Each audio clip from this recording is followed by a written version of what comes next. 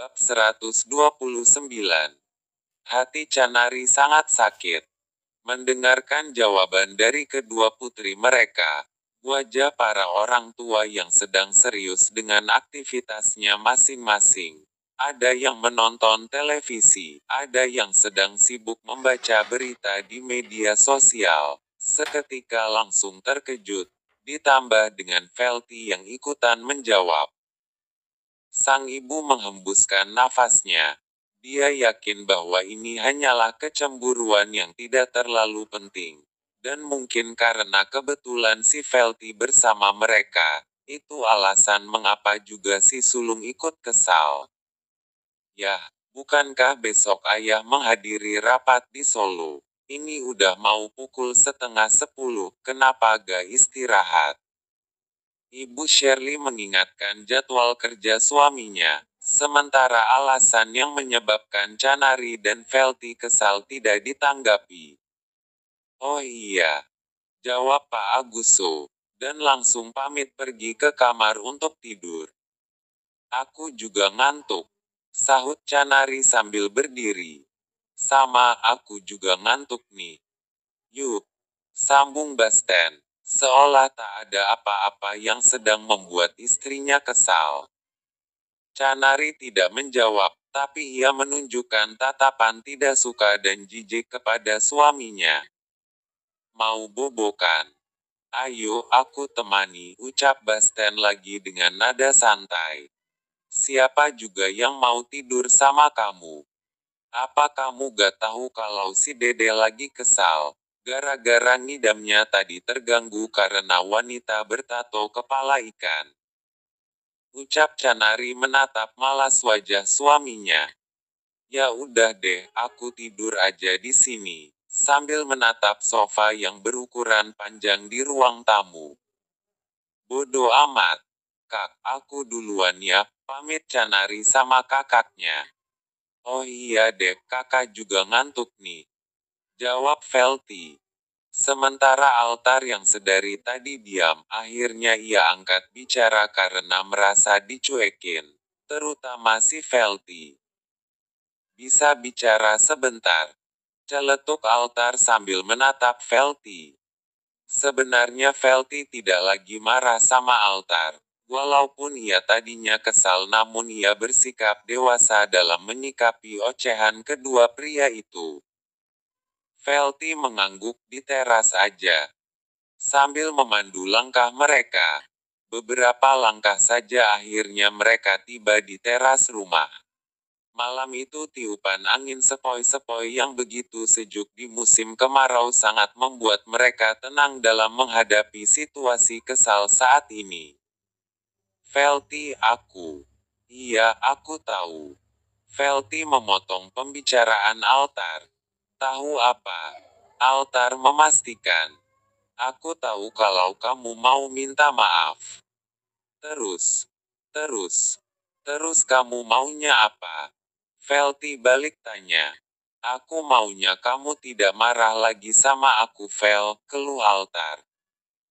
Velty mengangguk tanpa ekspresi menyulitkan untuk dipahami oleh Altar.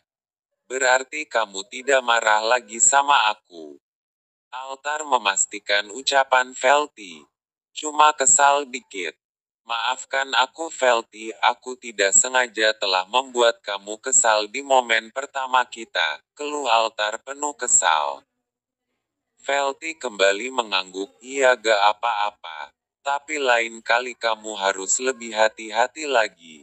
Karena aku bukan Canari yang mudah melupakan amarahnya dan kemudian kembali tersenyum. Saran Velty setelah menstabilkan emosi kesalnya sama Altar. Baiklah, tapi aku minta mulai saat ini.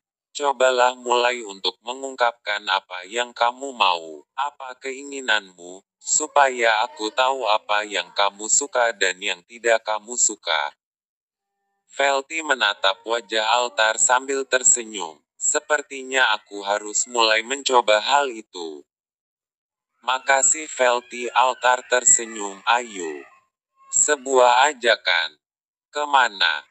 Velty mengerutkan keningnya. Lepas rindu. sambil mengedipkan matanya sebelah kanan. Meskipun hanya sebatas cium asterisan, tapi itu sangat mengobati hati yang sedang rontok keimanannya itu. Beberapa jam kemudian, Canari yang telah duluan masuk kamar untuk tidur, ternyata ia belum terlelap. Pasalnya, malam ini seharusnya ia ditemani oleh kakaknya tidur. Namun walaupun kenyataannya seperti itu, ternyata saat ini ia lebih mengharapkan yang akan masuk ke dalam kamar ialah suaminya, bukan kakaknya. Kak Velti kok gak masuk kamar sih, apa dia lagi bersama Altar? Bisik Canari, walaupun yang ia harapkan sebenarnya suaminya. Tanpa basa-basi, Canari keluar dari kamar dan mengintip suaminya. Ia jadi penasaran dengan kegiatan suaminya saat ini. Pasalnya tidak seperti biasanya. Basten langsung menyusul Canari ke dalam kamar. Walaupun mereka sedang berantem, tapi kali ini Basten tidak menyusul setelah beberapa menit Canari masuk kamar. Perlahan Canari membuka pintu kamar, dan saat ia melihat suaminya di ruang tamu, perasaannya langsung terasa sakit, sesak dan penuh penyesalan. Maafkan aku mas. Batinnya penuh kesal. Beberapa detik kemudian ia memperhatikan dengan penuh perasaan wajah suaminya yang kini tengah terlelap di kursi sofa, tepat di tempat yang ia tunjuk tadi sebelum Canari masuk ke dalam kamar. Canari akhirnya menyesal sudah melarang suaminya untuk tidak masuk kamar, menyesal sudah membentak suaminya untuk pulang ke rumah. Dengan wajah sedih, Canari tidak tega melihat suaminya yang terlelap itu di kursi sofa tanpa selimut dan bantal. Canari membuka pintu, dengan alasan jika seandainya suaminya bangun dan bertanya, ia mengambil air minum di dapur, dan berharap dengan suara pintu suaminya langsung bangun dan merayunya untuk bisa masuk ke kamar. 1 langkah, 2 langkah, 3 langkah sampai seterusnya. Ternyata Basten tidak bangun, ia sudah sangat lelah dan terlelap. Dasar, apa gak dengar suara pintu ini? Bisik Canari yang kini tengah melewati tempat suaminya terlelap. Ia merasa kesal karena suaminya yang terlelap itu tidak bangun, ia malah terlihat nyaman dengan posisi tidurnya saat ini. Canari yang kini sudah berada di dapur, yang tadinya hanya alasan minum air, tapi saat ini ia tiba-tiba lapar dan langsung mencari makanan. Dan akhirnya ia mendapatkan sisa makanan yang sudah disimpan di kulkas. Tanpa basa-basi Canari langsung menuju ruang tamu tempat suaminya tidur, dan kembali berharap dengan pergerakannya nanti pasti suaminya bangun. Celetuk Canari saat melihat suaminya tetap menikmati tidurnya yang sangat nyenyak tanpa sedikit pun terganggu dengan pergerakan Canari saat duduk di kursi sofa tempat suaminya itu tidur. Akhirnya dengan penuh kesal dan kesabaran yang sudah habis, Canari langsung membunyikan piring dengan sendok makannya. Apapun ceritanya yang penting saat ini suaminya bangun. Kok berisik? Ada apa? Ada yang sakit? Atau apa yang sedang terjadi? Akhirnya Basten terbangun dengan wajah yang panik melihat istrinya yang membunyikan piring makannya, seolah memberi kode kepada orang untuk segera bangun. Canari tidak menjawab, ia pun kembali mengetuk-ngetuk piringnya dengan sendok. Dan akhirnya Basten tersadar dari kepanikannya. Ia baru menyadari kalau selama kehamilan istrinya, salah satu kebiasaan malamnya ialah makan. Pinggang kamu pegal ya? Tanya Basten lagi, setelah stabil dari kepanikannya. Gak, jawab Canari datar, dengan wajah yang masih kesal. Dede pengen ditemani papahnya. Canari memberi sebuah alasan. Mendengarkan perkataan istrinya, Basten ingin sekali tertawa, namun ia berusaha untuk tidak tertawa. Pasalnya, Canari yang keras kepala itu dengan amarahnya. Ternyata ia tidak sanggup tidur sendirian tanpa keberadaan suaminya di sampingnya, walaupun ia menjadikan calon dede kecil sebagai alasannya. Dede kangen sama papa. Dede mau bermain sama papa.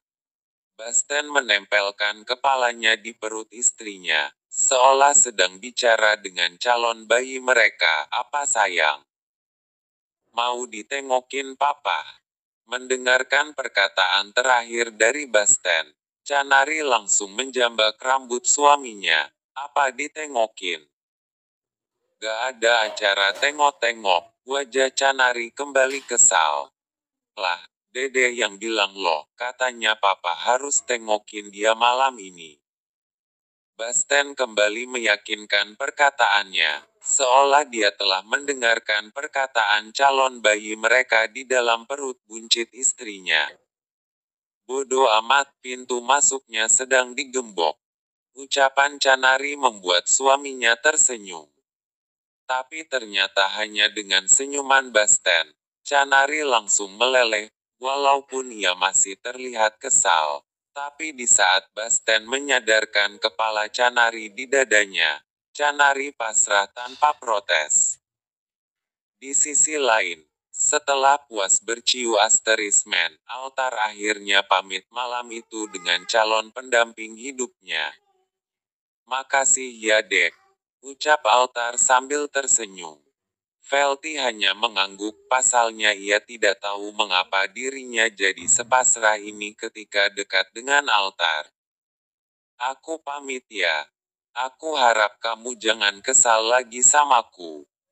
Pamit Altar sambil tersenyum. Sementara Basten dan Canari akhirnya kembali masuk kamar berdua. Lanjut ke bab berikutnya.